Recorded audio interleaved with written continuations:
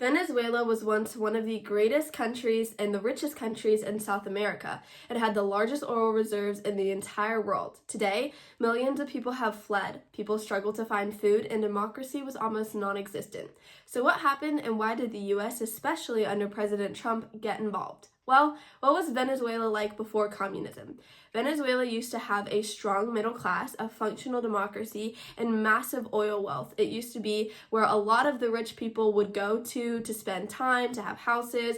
It was a very great country. People from nearby countries moved, like we were talking about, and it was one of Latin America's most prosperous nations.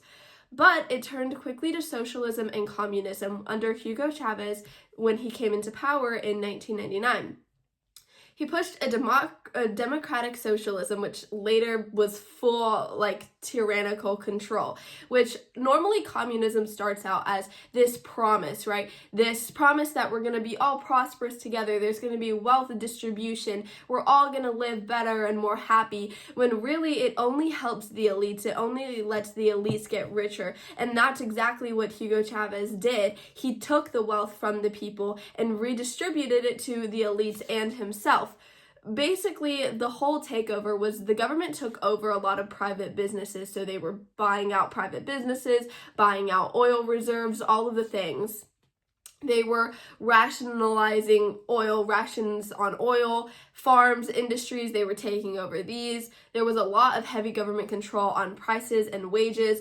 All of this led to the demise of small businesses, crushed incentives to work, and made the government the sole source of survival, which again is what communism does. It breaks all the control into the government and basically says that the government will take care of you.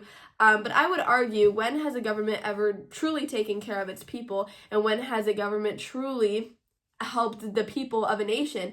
Because whenever politics and whenever a ton of money and power is in play, unfortunately, a lot of that is corrupt. We see it in almost every single nation. We see it in America today.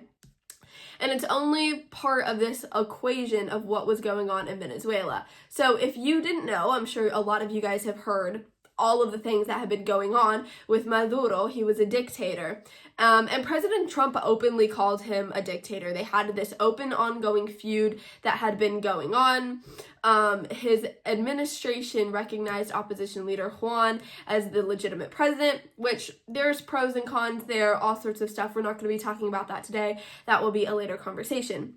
But he imposed strong sanctions on Venezuelan officials and oil, and he cut off all of their access to U.S. financial systems, which a lot of people thought were drastic measures. But Trump's reasoning for doing this, he said, was Maduro was illegitimate and oppressive, which he was. He was a tyrannical dictator, and communism had destroyed Venezuela. We've seen this time and time again, and this is why I am against Mamdani in New York City, is because communism promises a lot of incredible things, but every single time that's implicated, and every single time that that's put into policies, it never works out, and it always leads the people astray. It always promises something but never gives it, and that's exactly what happened to Venezuela.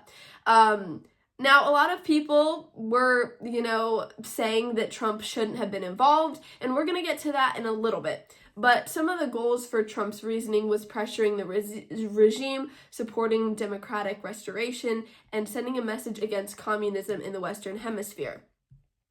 Now, a lot of pros and cons with this. A lot of people said Trump's only doing this because of the oil, that Trump is really just oppressive, he's trying to take over.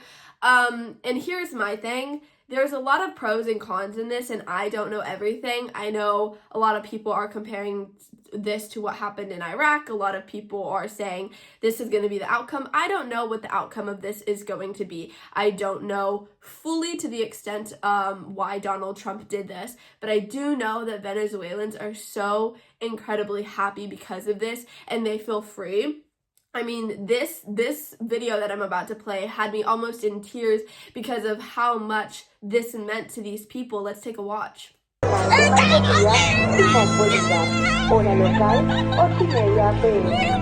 Sean bienvenidos a la República Bolivariana de Venezuela. ¿Cómo te sientes? ¿Cómo te Pues sientes? Pues muy feliz. I mean, truly, truly just incredible seeing the people of Venezuela be overjoyed. And a lot of the liberals are basically saying, you know, Trump is taking over. Don't you guys realize what's going on? And a lot of people from Venezuela are pushing back on the liberal logic here and the liberal ideology and are saying, you did not realize the tyrannical control that Venezuela was under, and the fact that we are free, waking up and being free, and the fact that I believe they were able to capture Maduro in 2 hours is absolutely insane, honestly. But a lot of critics argued that sanctions hurt everyday Venezuelans and that the U.S. should not intervene with foreign governments. So here's my thing. On the fact that the critics argued that, you know, sanctions hurt everyday Venezuelans, I would argue to that Maduro hurt everyday Venezuelans, because he promised a lot of empty promises and sucked a lot of the life out of Venezuela, and he sucked all of the control and all of the prosperous things from Venezuela.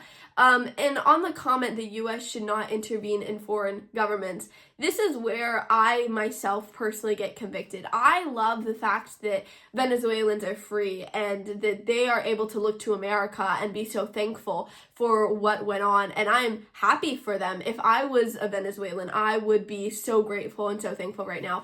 But at the same time, I feel like America can get so caught up in other governments, and I understand that we don't want a world war. I understand that we want to take care of other people, we want to be there for them, but at the same time it also feels like American politicians are not doing their due diligence in helping American citizens.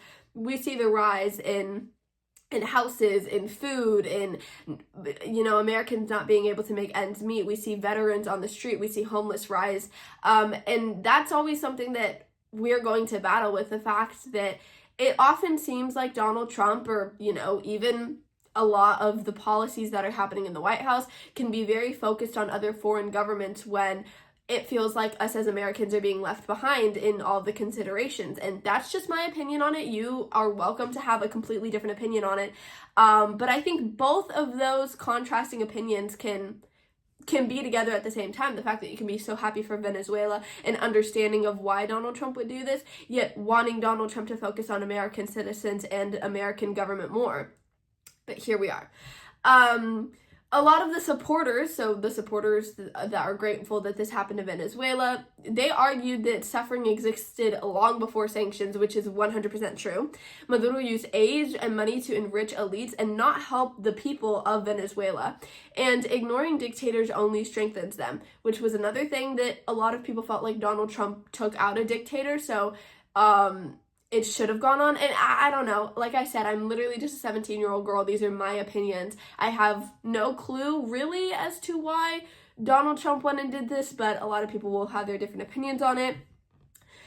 This created a whole major debate globally, which is what we're seeing on social media right now. If you've literally been anywhere, there's people on all sorts of the spectrum having different opinions, and it can seem kind of crazy. But this is why it matters. Venezuela was often used as a warning about government overreach, centralized power. What happens when freedom is traded for promises, empty promises of communism? And I feel like that is also one of the reasons why Donald Trump wanted to get rid of Maduro, to show that freedom always wins. And it doesn't always win, but he wants it to win, and he doesn't want communist countries. Again, pros and cons, all of this stuff. But it also shows that how fast a country can fall. Venezuela, one of the greatest countries in South America, fell so quickly to communism and so quickly to a tyrannical dictator.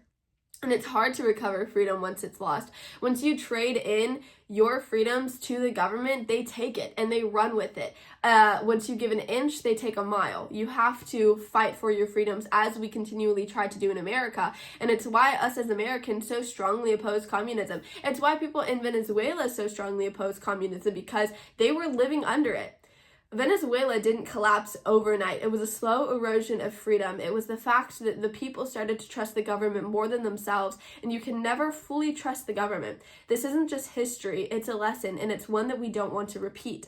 So while there is so much news, so many people saying this was good, this was bad, yay, nay, pros and cons to all of this, while I don't know all of the reasons for this, I can sit there and say, wow, I'm so grateful that we were able to help out the people of Venezuela. I'm so grateful that we got rid of this tyrannical dictator. I'm so thankful that people are able to wake up in freedom and are in tears and are so grateful to America. Yeah, at the same time, I do think Donald Trump needs to prioritize American people and American policies that will help the American people. But overall, I don't understand why liberals are so angry about this, and I understand that a lot of people are saying this could be a repeat Iraq, all of the things.